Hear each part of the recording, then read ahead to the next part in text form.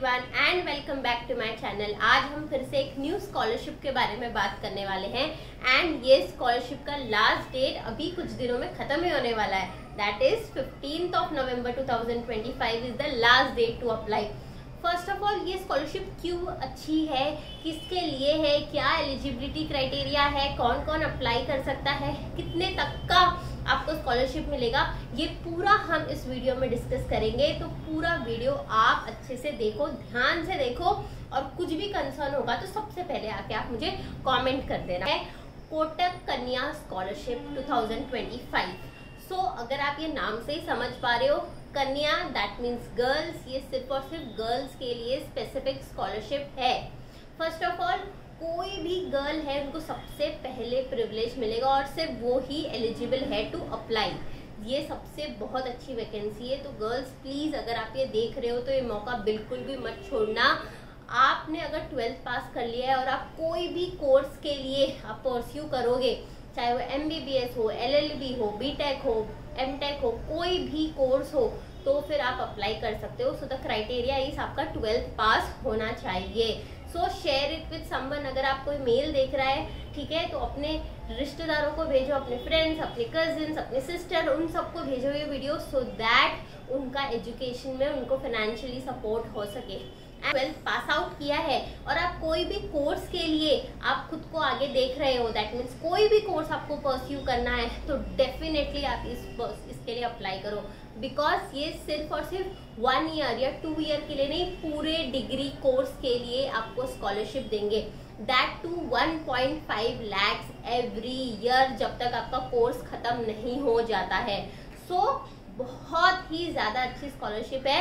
इसका पूरा डिटेल अब हम आगे डिस्कस करने वाले हैं। Amount can very definitely based on आप कौन सा कोर्स कर रहे हो, किस परसेंटेज वाइज थोड़ा बहुत अमाउंट वेरी कर सकता है। बट यस, ये पूरा आपके स्कॉलरशिप, पूरा आपका एजुकेशन जो है वो फंड करेंगे। ऑल्सो 2 चीजें इसमें फ्लक्चुएट हो सकती है, एक तो आपका अमाउंट और दूसरा आपका एवरी ईयर का परफॉर्मेंस। समझो अभी आपको मिल गया, नेक्स्ट ईयर मिल गया, उसके नेक्स्ट ईयर का जो स्कॉलरशिप होगा बेसिकली आपके परफॉर्मेंस के ऊपर भी होगा। अगर आपके इतने अच्छे मार्क्स नहीं आए होंगे वो टाइम पे, तो डेफिनेटली वो खुद कोटक जो ये जो स्कॉलरशिप है वो राइट रखता है कि वो आगे जो भी है वो डिसीजंस ले सकते हैं।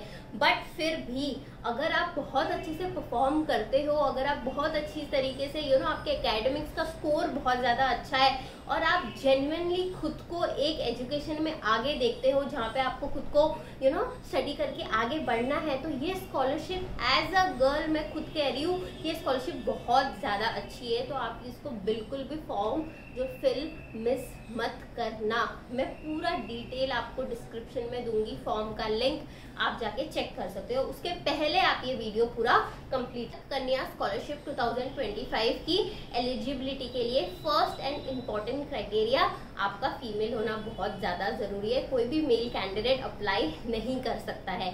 सेकेंड मोस्ट इम्पॉर्टेंट क्राइटेरिया है कि आपका 75% से ज़्यादा मार्क्स आपका आया हुआ होना चाहिए। That means the minimum marks जो आपको आपके मार्क्स में चाहिए, अगर आपका उससे नीचे मार्क्स आया है तो फिर आप एलिजिबल नहीं हो। सो 75 मार्क्स एंड अबाउ ही आपका 12th स्टैंडर्ड का मार्क्स होना चाहिए। अगर आपका बोर्ड CGPA देता है तो उसको कन्वर्ट करके देख लेना कि CGPA के हिसाब से अगर आप 75% के अबाउट थ्रेशोल्ड में बैठते हो then you are eligible. Third criteria के बारे में अब हम बात करेंगे। So annual income less than 6 lakhs होनी चाहिए। आपकी फैमिली की इनकम जो है वो पूरी वो 6 lakhs से नीचे होनी चाहिए। This is the third requirement. Fourth का जो ग्रेजुएशन है वो 25-26 का होना चाहिए। दैट मीन्स आपका पिछले साल 12th पास होना चाहिए एंड ये ईयर से आपका फर्स्ट ईयर ग्रेजुएशन जो भी आप कोर्स कर रहे हो, जो भी आप प्रोफेशनल कोर्स कर रहे हो, उसका फर्स्ट ईयर 25-26 ही होना चाहिए।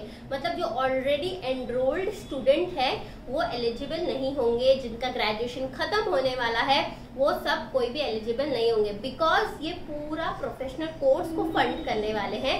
इसके वजह से जो भी 25 एंड 26 में जिसका फर्स्ट ईयर ऑफ एडमिशन है कोई भी प्रोफेशनल कोर्स का, दे आर एलिजिबल। नाउ उसमें भी सर्टेन चीजें उन्होंने मेंशन का और डिटेल मेंशन किया है, मैं आपको यहाँ मेंशन कर दूंगी कि ये कैटेगरी के लोग और ऐसे ही इंस्टीट्यूट वाले वुड बी मोर एलिजिबल। तो कॉलेज का लिस्ट उसमें चेक कर सकते हो कि आपके कॉलेज का नाम ये लिस्ट में आता है या नहीं आता है। एंड अगर कॉलेज अगर उसमें लिस्टेड है, आप बाकी सब क्राइटेरियाज में मैच करते हो, then you are good to go. Next, इसके अलावा आपकी क्या एलिजिबिलिटी है। सो मोस्ट इम्पॉर्टेंट, उन्होंने सबको कवर किया है, हर एक चीज। इवन अगर आप कोई प्रोफेशनल कोर्स कर रहे हो, डिजाइन का, आर्किटेक्ट का, बीएस, कुछ भी, तो आप सभी के सभी एलिजिबल हो। तो इसका कोई टेंशन मत लेना। सबसे पहले जाके आप ये चेक कर लेना कि आपका कॉलेज लिस्ट में नाम आता है या नहीं आता है, फर्स्ट।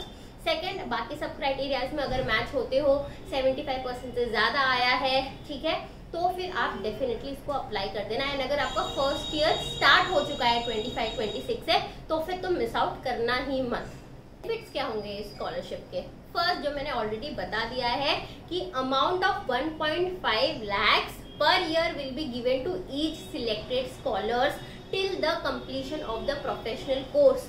तो जब तक आपका प्रोफेशनल कोर्स होगा, 3 साल का है तो 3 साल का, 4 साल का है तो 4 साल का, जब तक वो कंप्लीट नहीं हो जाता है तब तक के लिए 1.5 लाख एवरी ईयर आप सिलेक्टेड कैंडिडेट्स को मिलने वाला है। एंड ये स्कॉलरशिप वुड बी यूटिलाइज्ड। तो ये जो भी स्कॉलरशिप है वो क्या क्या कवर करेगा, academic expenses, tuition fees, hostel fees, internet, transport, laptop, books and stationeries, ये पूरा जो है वो जो स्कॉलरशिप है वो ये सब चीजें पूरी कवर करने वाला है। एज आई ऑलरेडी मेंशन्ड, आपको अगर ये स्कॉलरशिप आपको ग्रांट होती है तो फिर आपको आपका परफॉर्मेंस बहुत ही ज्यादा अच्छा रखना है। This should be your responsibility. क्या डॉक्यूमेंट्स लगेंगे, डॉक्यूमेंट्स एक बार समझ लेते हैं पूरी क्लास डॉक्यूमेंट्स की कि डॉक्यूमेंट्स क्या क्या लगेंगे। फर्स्ट इज द मार्कशीट, आपकी 12th स्टैंडर्ड की जो आपने पास आउट की है पिछले साल, उसकी income certificate of your parents जो आप आपके तहसीलदार से बना सकते हो। Third is the ITR of your parents अगर कोई एलिजिबल है या फिर एप्लीकेबल है तो।